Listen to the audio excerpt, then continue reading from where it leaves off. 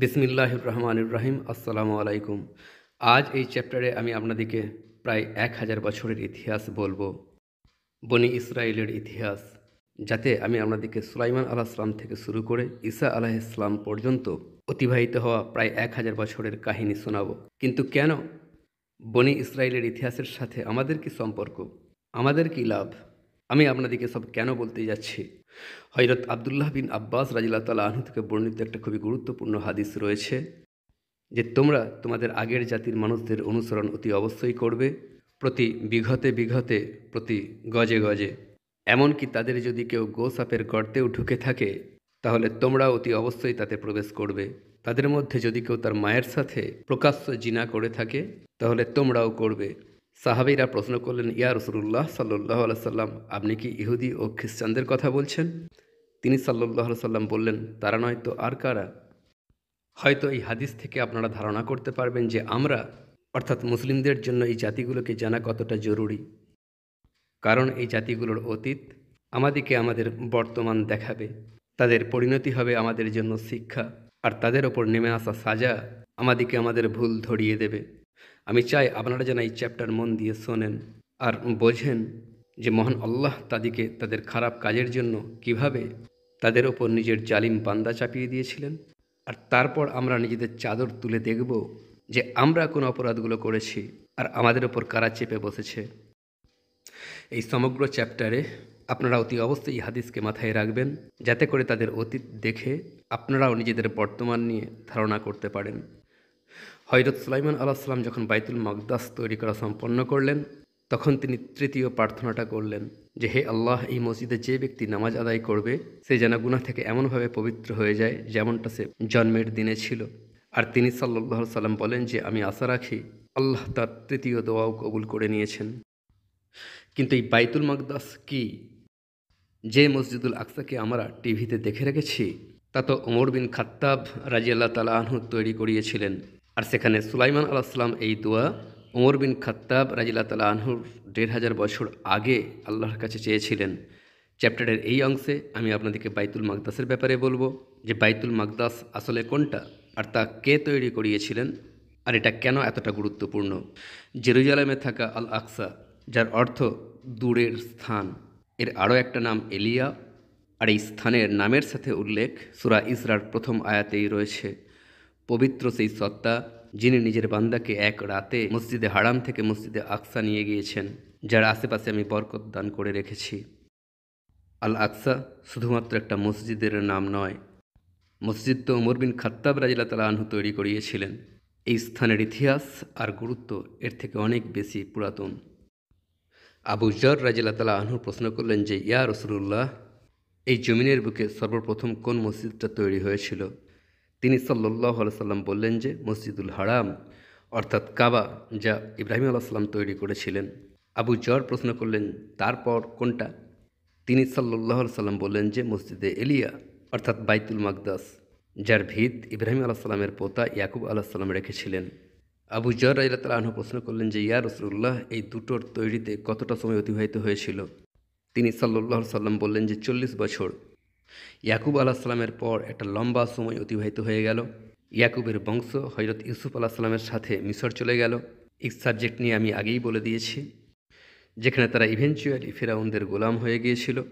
আর তারপর মুসা আলাইহিস সালাম বনি ইসরাইলকে মিশর থেকে বের করলেন, আর ইউসা বিন নুন তাবুতে সাকিনাকে জেরুজালেম নিয়ে এলেন। দাউদ আলাইহিস সালাম প্রথমবার বনি ইসরাইলের 12টা কবিলাকে একত্রিত করলেন, জেরুজালেমকে রাজধানীর শহর তৈরি করলেন। আর তারপর সুলাইমান আলাইহিস সালাম প্রথমবার বাইতুল মাকদাসকে ইবাদতের স্থান নির্দিষ্ট করলেন, আর তাবুতে সাকিনাকে বাইতুল মাকদাস তথা আল কুদসে রাখলেন। কিন্তু এই বাইতুল মাকদাসের এরিয়া কতটা বড়? বুখারী, মুসলিম আর মিসকাত, এই তিনটেতেই হাদিস রয়েছে যে মিরাজের ঘটনার পর, যার জন্য নবী করিম সাল্লাল্লাহু আলাইহি সাল্লামকে এক রাতে মসজিদে হারাম থেকে মসজিদুল আকসা নিয়ে যাওয়া হয়েছিল, কুরাইশরা তিনি সাল্লাল্লাহু আলাইহি সাল্লামকে বাতিল করে দিল যে আপনি মিথ্যা কথা বলছেন। এই জন্য যে কেউ এক রাতে মক্কা থেকে জেরুজালেম কীভাবে যেতে পারে। আর তারা যারা বাইতুল মাকদাস দেখে এসেছিল তারা সাল্লাল্লাহু আলাইহি সাল্লামকে প্রশ্ন করা শুরু করলো যে বলুন অমক স্থানটা কীরূপ, অমক স্তম্ভটা কীরূপ। তিনি সাল্লাল্লাহু আলাইহি সাল্লাম বলেছেন যে তারা আমাকে এমন সমস্ত জিনিসের বিষয়ে প্রশ্ন করা শুরু করলো যেগুলো আমি ভালোভাবে দেখেই নি। আমি এতটা পেরেশানিতে পড়ে গেলাম যে এর আগে আমি কখনোই এতটা পেরেশান হইনি। কিন্তু তখন তিনি সাল্লাল্লাহু আলাইহি সাল্লাম হাতিমে দাঁড়িয়ে পড়লেন আর মহান আল্লাহ বাইতুল মাকদাসকে তাঁর চোখের সামনে করে দিলেন, যেখান থেকে তিনি সাল্লাল্লাহু আলাইহি সাল্লাম দেখে দেখে কুরাইশদের প্রশ্নের উত্তর দিতে থাকলেন। এই হাদিস থেকে স্কলারগণ এই ফলাফল বের করছেন যে ৩৭ একর জুড়ে ছড়িয়ে থাকা সমগ্র পাহাড়টা হলো বাইতুল মাকদাস, যাকে আল কুদস বলা হয়, যাকে ইলিয়াও বলা হয়, যাকে আল আকসা কম্পাউন্ডও বলা হয়, যাকে টেম্পল মাউন্টও বলা হয়। সেই স্থান যার ওপর দুনিয়ার ৩টে বড় ধর্ম দাবি করে। ৩৭ একর জুড়ে একটা পাহাড়ি, যার চারদিকে রয়েছে একটা প্রাচীর, আর যার ভিতরে এই মুহূর্তে কিছু খুবই গুরুত্বপূর্ণ জিনিস রয়েছে। মুসলমানদের জন্য বাইতুল মাকদাস দুনিয়ার তৃতীয় গুরুত্বপূর্ণ স্থান, যাকে মহান আল্লাহ আল আকসা অর্থাৎ দূরের মসজিদ বলেছেন। এই পাহাড়ির ওপরেই হযরত সুলাইমান আলাইহিস সালাম নিজের প্রথম হাইকেল তৈরি করিয়েছিলেন, যেটাকে আমরা মসজিদ মনে করি। এই পাহাড়ের ওপরেই একটা পাথর রয়েছে যাকে সখরা বলা হয়। এই সেই পাথর যেখান থেকে তিনি সাল্লাল্লাহু আলাইহি সাল্লামের মিরাজ সফর শুরু হয়েছিল। এই পাথরের উপরেই সুলাইমান আলাইহিস সালাম তাবুতে সাকিনা রাখিয়েছিলেন। এই মুহূর্তে এই পাথরের ওপরে গোল্ডেন কালারের একটা গম্বুজ রয়েছে, যাকে কুব্বাতুস সুখরা অর্থাৎ পাথরের গম্বুজ অথবা the dome of the rock বলা হয়। এই পাহাড়ের ওপরেই মসজিদুল আকসা রয়েছে, যেটাকে ওমর বিন খাত্তাব রাদিয়াল্লাহু তাআলা আনহু তৈরি করিয়েছিলেন।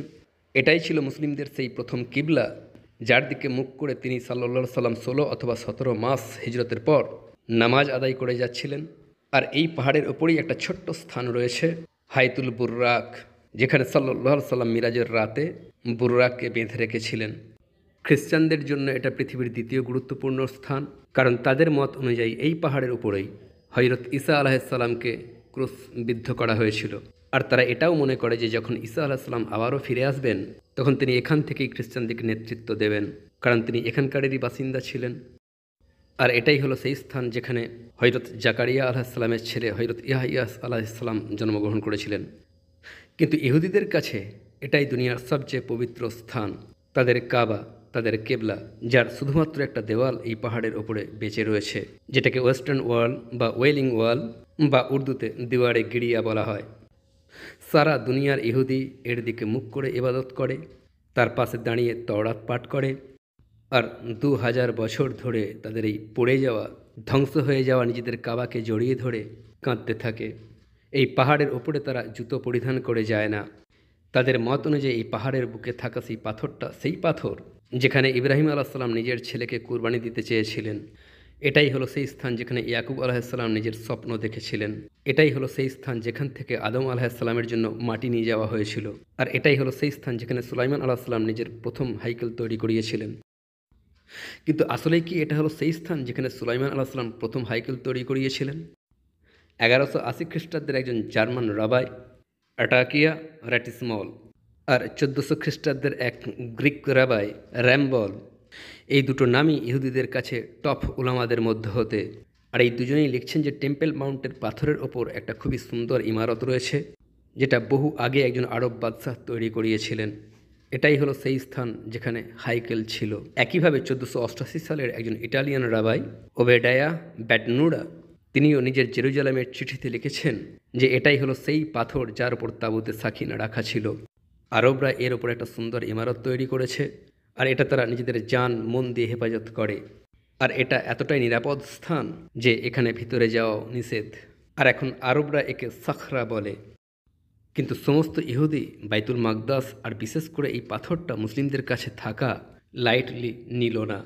এই স্থানটা ইহুদিদের কাছে এতটাই প্রিয় যে ১২১৭ খ্রিস্টাব্দে স্পেনের একজন রাবাই জুডাল হারিজি আল আকসা আর আল সাখরাকে দেখে নিজের কিতাবে লিখল যে আমাদের পবিত্রতম স্থানের ওপর এই বাইরে থেকে আসা মানুষগুলো অর্থাৎ মুসলিমদের মন্দির দেখে অন্তর ভেঙে টুকরো টুকরো হয়ে যায়।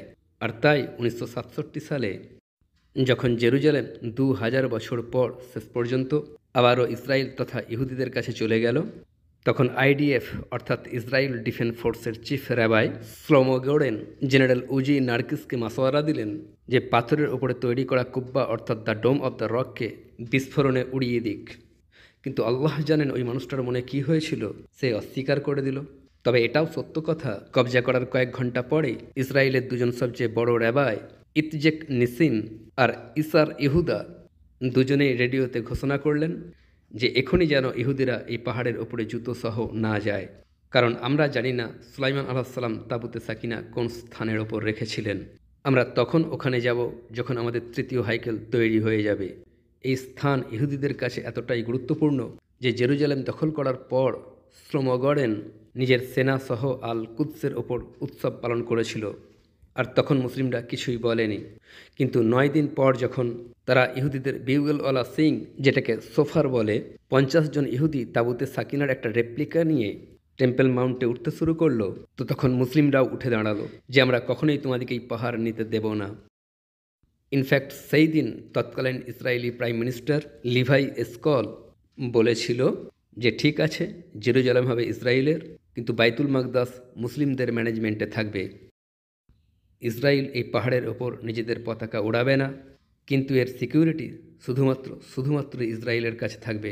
আর আজ যদিও ইহুদিদের কাছে সবচেয়ে পবিত্রতম স্থান সাখরা পাথর, যার উপরে তাবুতে সাকিনা রাখা থাকতো, কিন্তু এখনও পর্যন্ত এই ভিডিও রেকর্ড করার সময় পর্যন্ত তাদের ওয়েস্টার্ন ওয়াল পর্যন্তই উপাসনা করার অনুমতি রয়েছে। আর 1967 থেকে আজ পর্যন্ত এমনটাই হয়ে যাচ্ছে। জেরুজালেম সিটি ইসরায়েলের কাছে রয়েছে, কিন্তু বাইতুল মাকদাস জর্ডানের ইসলামিক ওয়াকফের আন্ডারে আছে। ইনফ্যাক্ট কুব্বাতুল সখরার ওপরে লাগানো গোল্ডেন টাইলস, যা আসলে 5000টা সোনার প্লেটস, সেগুলো জর্ডানের শাহ আবদুল্লাহ নিজের পকেট থেকে 15 বিলিয়ন টাকা খরচ করে লাগিয়েছিলেন। এই মুহূর্তে আল আকসা কম্পাউন্ডে 11টা দরজা রয়েছে, যেগুলোর মধ্যে 10টা দরজা মুসলিমদের জন্য আর শুধুমাত্র একটা দরজা অমুসলিমদের জন্য। এই সমস্ত কথা শুনে হয়তো আপনারা আন্দাজ করতে পারছেন যে 37 একরের এই ভূমি এই মুহূর্তে পৃথিবীর সবচেয়ে কন্ট্রোভার্সিয়াল স্থান।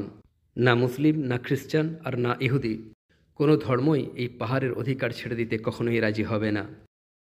এটা হলো সেই স্থান যার জন্য দুনিয়ার 3টে পুরাতন ধর্ম একে অপরের সাথে লড়াই করে মরতেও প্রস্তুত।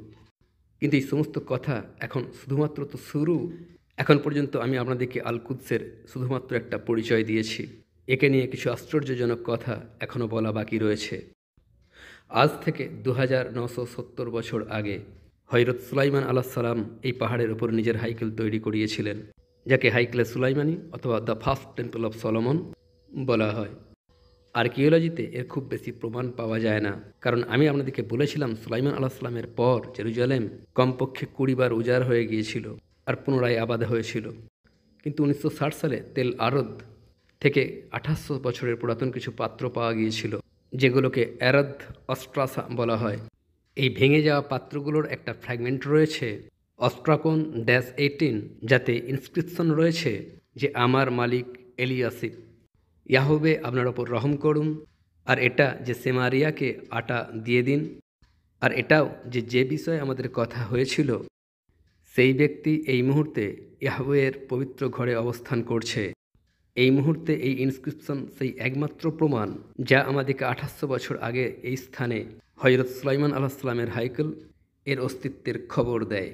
সেই হাইকেল যেটা 400 বছর পর্যন্ত দাঁড়িয়েছিল, আর সেটা ঠিক এই পাহাড়টার ওপরেই ছিল, পাথরটা যার ওপরে তাবুতে সাকিনা রাখা ছিল।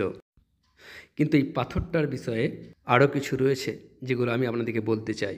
এই পাথরে একটা গর্ত রয়েছে, যেটা কে তৈরি করিয়েছিল আর কেন তৈরি করিয়েছিল কেউ জানে না। সিলসিলাতুস সহিহার এক হাদিস অনুযায়ী তিনি সাল্লাল্লাহু আলাইহি ওয়াসাল্লাম বলেন যে যখন আমি বাইতুল মাকদাস পৌঁছালাম, তো জিবরিল আলাইহিস সালাম পাথরে নিজের আঙুল দিয়ে ছিদ্র করলেন আর বোরাককে তার সাথে বেঁধে দিলেন। কিছু মানুষ বলেন যে এটা হলো সেই ছিদ্র যেটা জিবরিল আলাইহিস সালাম করেছিলেন। কিন্তু দুটো বিষয় রয়েছে। প্রথমটা হলো যে তিনি সাল্লাল্লাহু আলাইহি সাল্লামের বোরাক বাইতুল মাকদাসের হাইতুল বুররাক নামক এক স্থানে বাঁধা হয়েছিল, যেটা ওয়েস্টার্ন ওয়ালের কাছে। আর দ্বিতীয়টা হলো যে তিনি সাল্লাল্লাহু আলাইহি সাল্লামের জমানা 1452 বছর আগে অতিবাহিত হয়ে গিয়েছে, অথচ আজ থেকে 1700 বছর আগে লেখা এক কিতাব ইটিনিনারিয়াম ভার্ডিগালেঞ্জে তেও এই ছিদ্রের কথা উল্লেখ রয়েছে। এই বই লিখেছিলেন ফ্রান্সের এক বেনাম ট্রাভেলার, যখন সে ফ্রান্স থেকে জেরুজালেমের হাইকেল দেখতে এসেছিল। আর এই বইয়েতেই সে এক পাথরের ছিদ্রের উল্লেখ করেছে। কিন্তু একটা অদ্ভুত কথা, যেই ছিদ্র দিয়ে নিচে অন্বেষণ করলে জানতে পারা যায় যেই পাথরের নিচে একটা গুহাও রয়েছে। আজ এই গুহাকে ওয়েল অফ সোলস বলা হয়, অর্থাৎ রুহের কুঁয়ো। আর এই গুহাতে যাওয়ার জন্য এই ছিদ্র তথা এই গর্তটা ছাড়া আর কোনো রাস্তা ছিল না।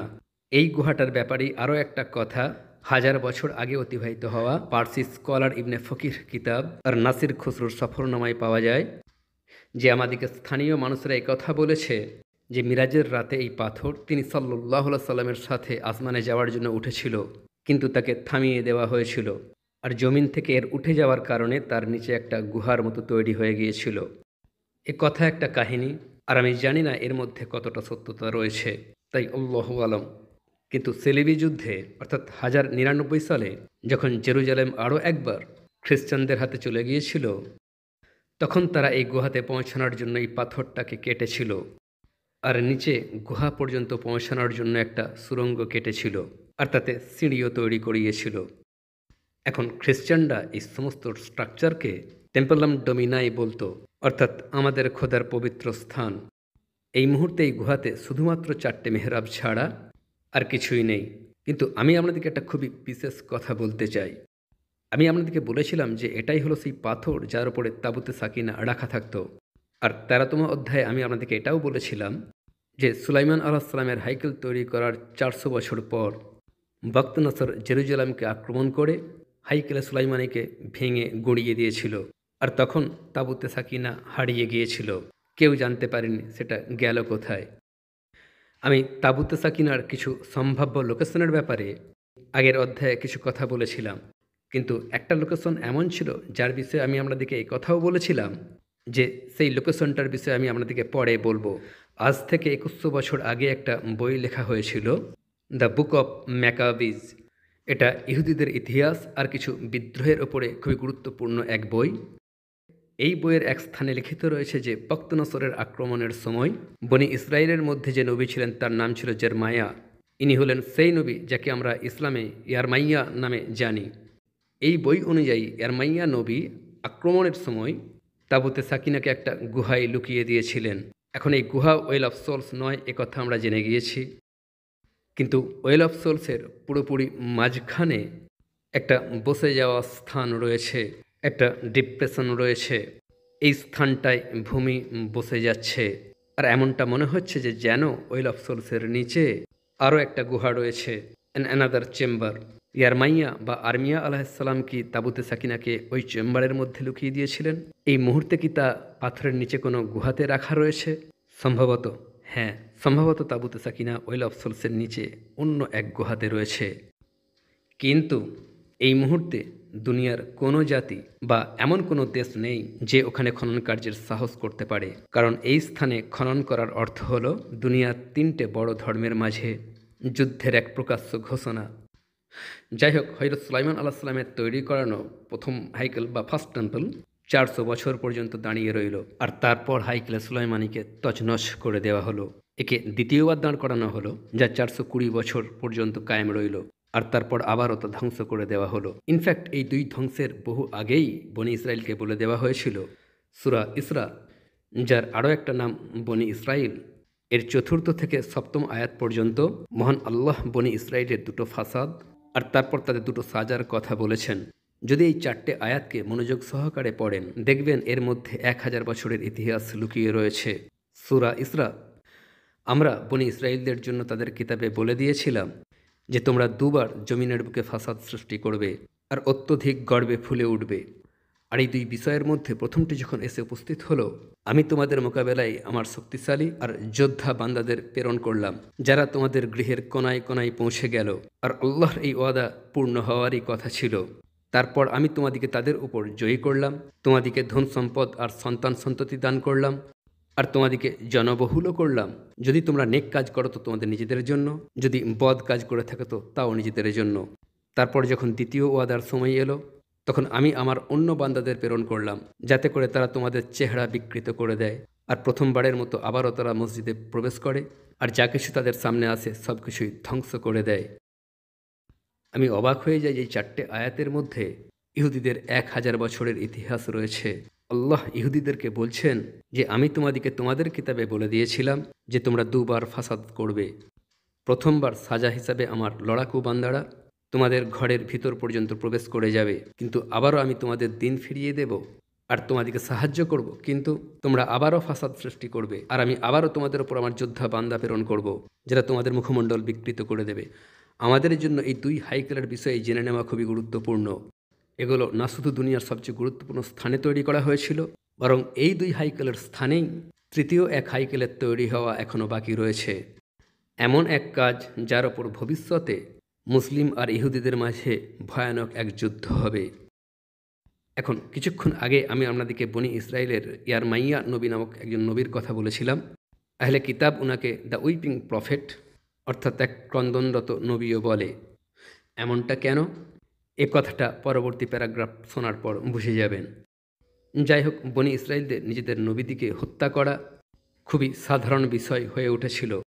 যাই হোক, ওহাব বিন বাম্বা রহমতুল্লাহ আলাইহে, যিনি সাল্লাল্লাহু আলাইহি সাল্লামের 22 বছর পর হযরত ওসমানের খেলাফতকালীন সময়ে জন্মগ্রহণ করেছিলেন রাদিয়াল্লাহু তাআলা আনহু, একজন ভরসাযোগ্য তাবেঈন, যার মত অনুযায়ী হাইকেলের ধ্বংসের 39 বছর আগে ইয়ারমাইয়াকে আল্লাহ তাআলার পক্ষ থেকে ওহী করা হয়েছিল যে, হে পয়গম্বর, বাইতুল মাকদাসের পাহাড়ের ওপর দাঁড়িয়ে তাদেরকে বলো যে তোমাদের অন্তর তো রয়েছে কিন্তু তা বোঝে না, তোমাদের চোখ তো রয়েছে কিন্তু তারা দেখে না, তোমাদের কান তো রয়েছে কিন্তু তারা শোনে না।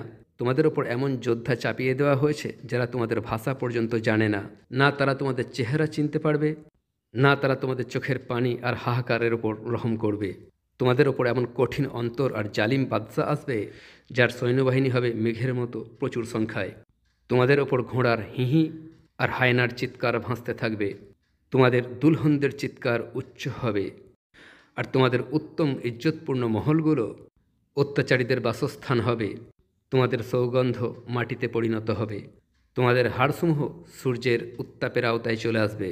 তোমাদের ওপর না আসমান কিছু বর্ষণ করবে, না তোমাদের জন্য জমিন কিছু ফলাবে, আর যদি এর ফাটল থেকে কিছু উদ্গতও হয় তবে তা শুধুমাত্র আল্লাহর রহমতে তাঁর পশু প্রাণীদের জন্য উদ্গত হবে।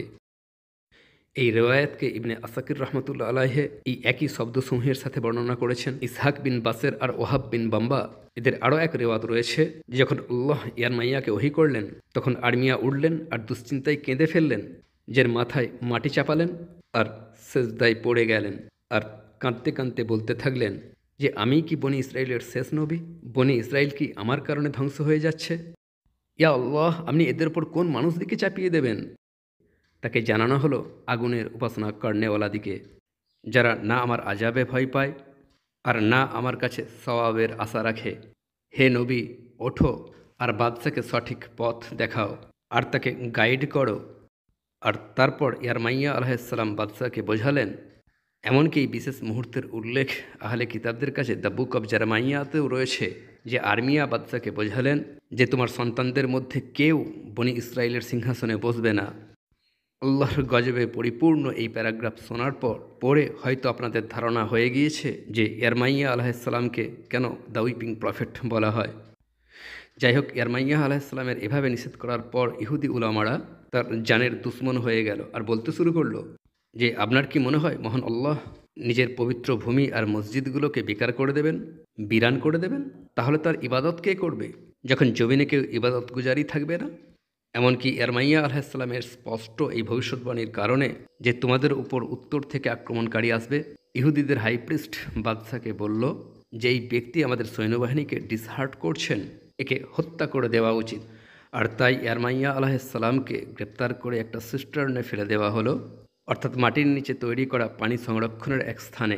উদ্দেশ্য ছিল তাকে না খেতে দিয়ে মেরে ফেলা, কিন্তু এ রূপটা হয়নি আর একজন ব্যক্তি তাকে সেখান থেকে বের করে দিয়েছিল।